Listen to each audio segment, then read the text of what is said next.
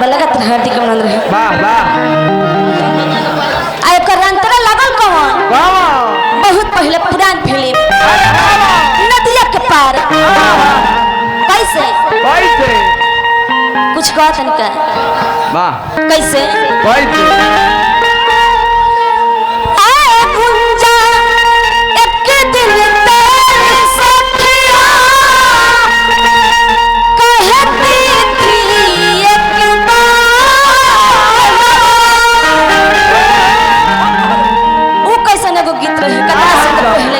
नहीं निकलता कि सुनिए के मन भर जाता आजकल का गीत गौ नहीं होता मैं होई त कहई मैं त मैं होई चाहे दुर्गा मैं हो खस्ता चाहे काली मैं हो खस्ता चाहे शारदा मैं हो खस्ता चाहे एगो अपन मैं हो खस्ता हां चाहे सासू मैं हो खस्ता चुप रह बबुआ माजी होई अरे ससुराली पे का ध्यान देबे बाबू हां तो दी काहे ना हां ससुराली से अमानत लेके आइल बनी हां हम हमर चाचा हां चाचा ओइ जे तड़का पे फरका रहनी सर हां तने के झारन हव सर हमरा तो ए लागत कि ओरिजिनल झारंगे होइल हां भट हां तेरे का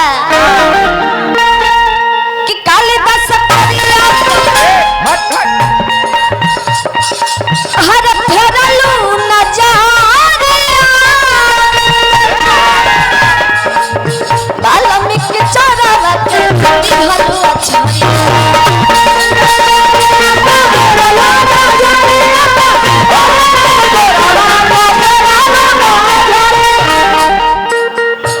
बड़ी बड़ी पुरस्कार हमरा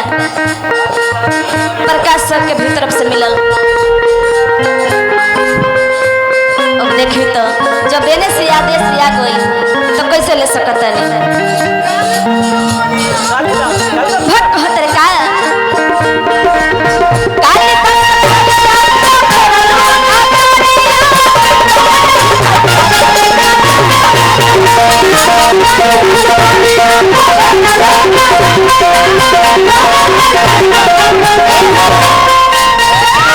चाचा जी के कहना बाटे चाचा जी के कहना बाकी जितना आदेश आइल बने से उतना ही रही के चाहे कालिदास रहे तक रहे पैसा ली नाम मनोज सौआ मजा नहीं आ रहा है बड़ी बड़ी पुरस्कार हमरा अरे मेरा दिमाग खराब कर दिया दादाजी की तरफ से मिला चरण में बार बार लगत रहे बाप रे बाप पैसा का तो बारिश हो गले बोलो भैया अरे बाप रे ने झिसियो ना पड़ल ए भैया सुना ना अच्छा रउसार हूं पहले जनती तो हइले ती संतोष पागल बड़ा पहले जनती तो बड़ी बड़ी पुरस्कार हमरा सिमोहन चाचा जी हां जी सिमोहन चाचा जी के साला साहेब पूरा मंडल के पुरस्कार देन हमार सिमोहन चाचा जी हां जी मैं आनी बानी में चल गए लाइदारों के लाइदार कोनो जिला में हां हमार फ्रेंड फ्रेंड बिल्कुल सही ए मैं तू जकरा के चाहत हलू ओकरा के जीरो से हीरो बना दे हलू आ जकरा के तू चाहत हलू ओकरा के हीरो से भी जीरो बना दे सब तोहरे हाथ में बा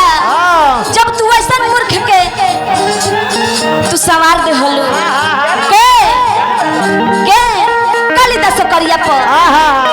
कालिदास करिया पर कि जौना डढ़िया बैठा रहले ओहे डढ़िया के काटत रहले सिमोहन चाचा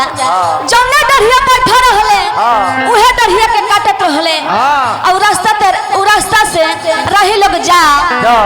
तो कहस कि तनी दूर हट के जाई हल न तो डढ़िया कहीं टूटी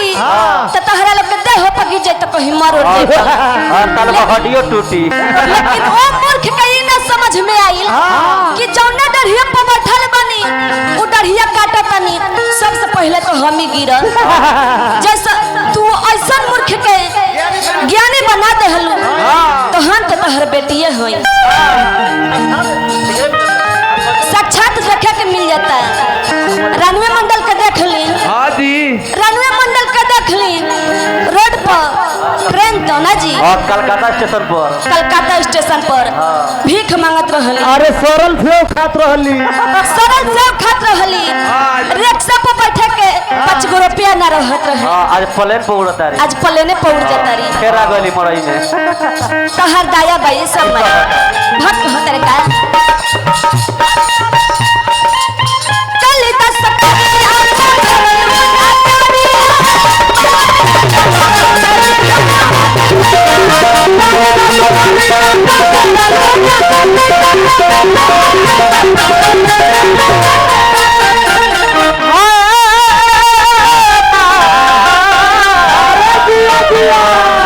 ये कलाकारी तो दिल में पूरा भा ले लेबे हमरा से मोहन चाचा के तोहरे भले से हमारी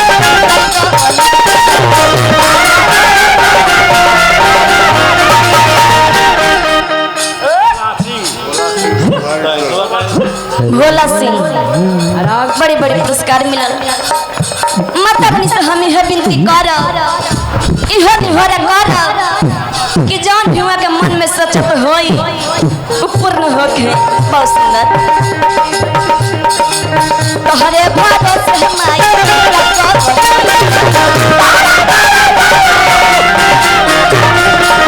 तोहरे भादो से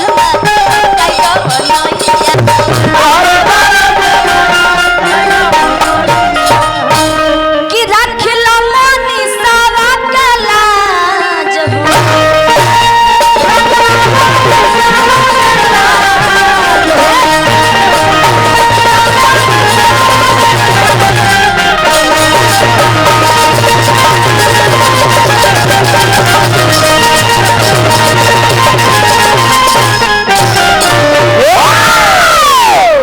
चलते चलते हमने के